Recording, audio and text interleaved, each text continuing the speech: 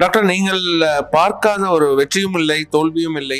இன்றை இந்த artificial intelligence தொழில்நுட்பம் உலகத்தையே ஆட்டி படைக்கிறது.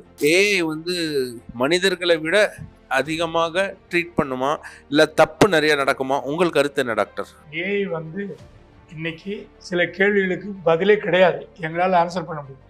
ஆனால் ஏஐ எல்லா கேள்விகளுக்கும் பதில் கொடுக்கறது.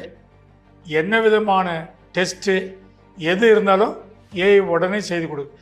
எங்கள் காலத்தில் ஒன்றுமே கிடையாது, செஸ்ட் எக்ஸ்ரே மட்டும்தான் இருந்தது. ஆனால் இப்போ எம்ஆர்ஐ, சிடி ஸ்கேன் என்னென்னமோ வந்துருச்சு. ஒரு 2 நிமிஷத்தில் பேஷண்ட்டை அலசி புரட்டி போட்டு எல்லா விதமான நோய்களையும் கண்டுபிடிச்சிடலாம்.